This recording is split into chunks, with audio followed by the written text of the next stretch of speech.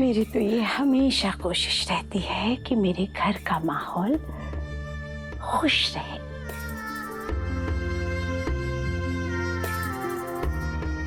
एक बात बताओ तुम्हें। बोलिए।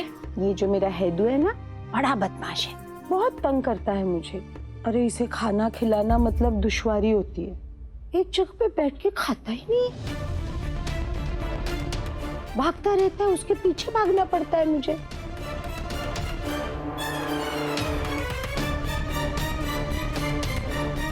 उस दिन भी यही हुआ था।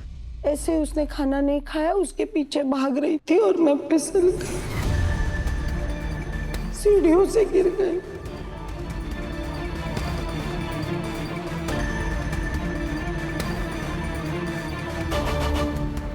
कितनी गहरी चोट आई है देख मुझे।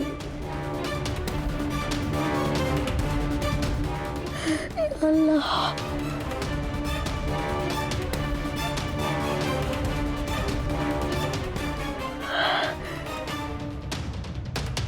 फिक्र मत कर मेरी जान, इंशाल्लाह मैं बिल्कुल ठीक हो जाऊंगी।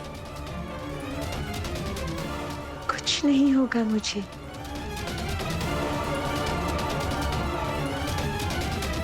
ये तुम क्या बोल रही हो हिना?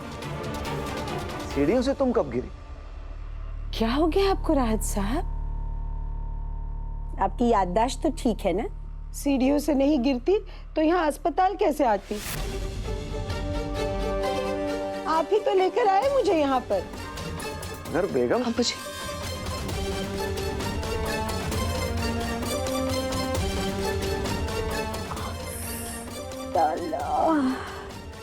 बड़ी अम्मी,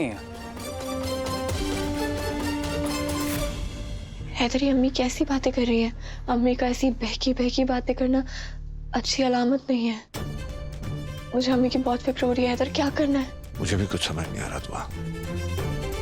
जो किस्सा अम्मी सुना रही है, ये तो 5-6 साल पुरानी बात है। जब मैं खाना खाने से मना कर देता था तो अम्मी मेरे पीछे ऐसे भागते थे और एक दिन उनका पैर सीढ़ियों से फिसल गया, सीढ़ियों से गिर गई थी अम्मी और अब्बू उन्हें अस्पताल लेके गए थे। मुझे ये नहीं समझ आ रहा कि वो किस्सा अम्मी अब क्यों याद कर रही है। तो देखो, मुझे लगता है कि अम्मी के सर पे जो चोट लगी है उसकी वजह से ये बहकी बहकी बातें कर रही है। एक बार डॉक्टर से बात कर लेते हैं। दुआ मेरी बच्ची। अम्मी आप क्या कहना चाहती हैं? आप कुछ बताना चाहती हैं क्या? मुझे माफ कर दे गज़ल।